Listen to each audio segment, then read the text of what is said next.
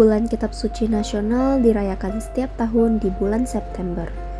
Bulan Kitab Suci Nasional dirayakan setiap tahun dengan tujuan mulia, yaitu mendorong umat Katolik agar lebih mendalami, menghayati, dan mengamalkan kitab suci sebagai pedoman hidup dan sumber iman. Dengan dirayakannya bulan Kitab Suci Nasional, diharapkan umat dapat menumbuhkan kecintaannya terhadap kitab suci serta mempererat persaudaraan umat beriman.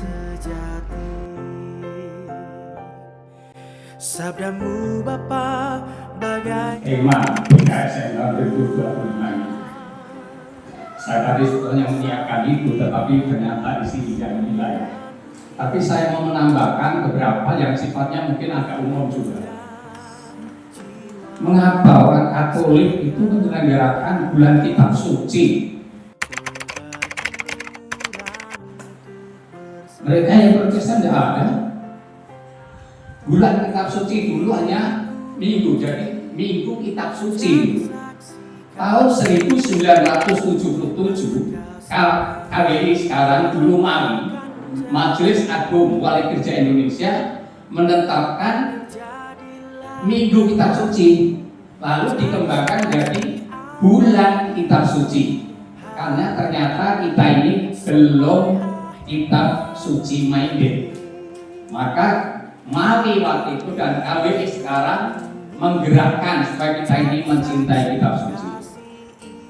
Santo Hieronymus berkata, Allah bersabda pada kita melalui kitab suci.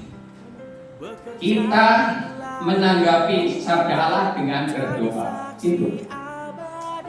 Tadi memang disampaikan supaya kita tiap hari membaca kitab suci. Memang seharusnya demikian.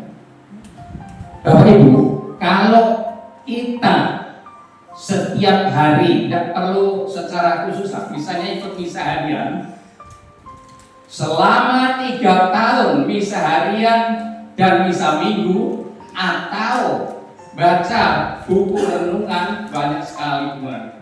Rosapkan apa yang Gatin, Ziarah Batin, ada iman kita, semua ada.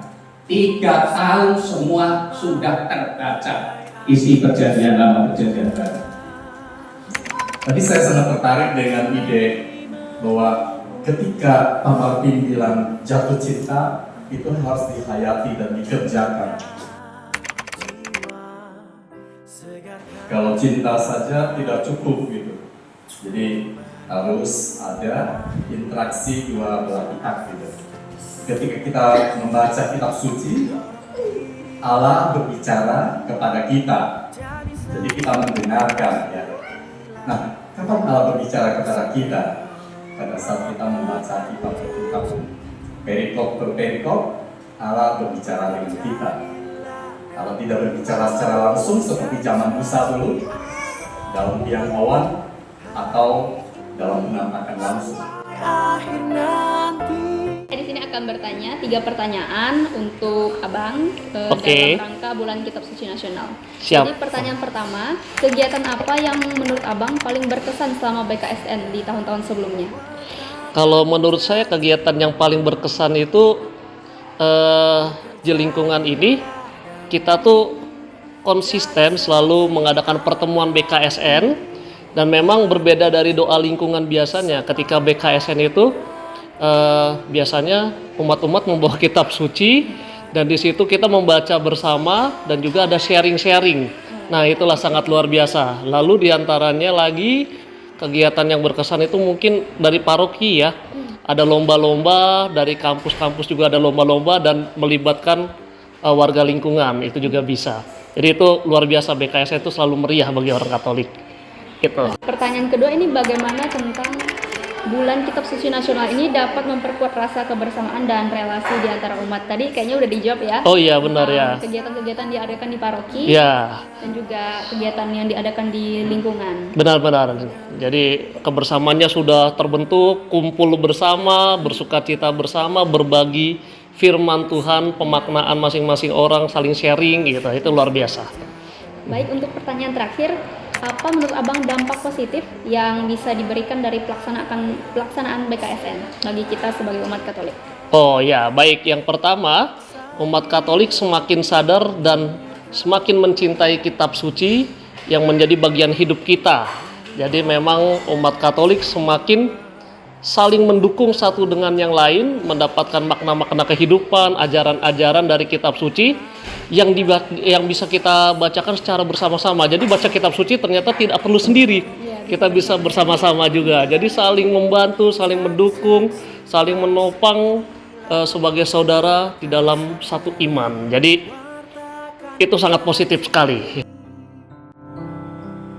bekerja di ladangmu. Inilah Injil suci karangan Santo Yohanes.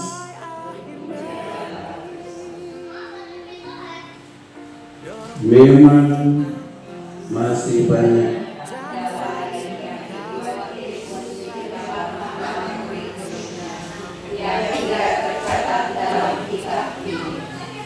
Tapi semua yang tercantum di sini telah dicatat, supaya kamu percaya bahwa Yesuslah Mesias, Anak Allah, dan supaya kamu oleh imanmu memperoleh hidup dalam namanya. demikianlah sabda Tuhan. Terpujilah Kristus. Pertanyaan pertama, Pak, mengapa BKSN penting bagi kehidupan spiritual dan sosial umat di komunitas Katolik?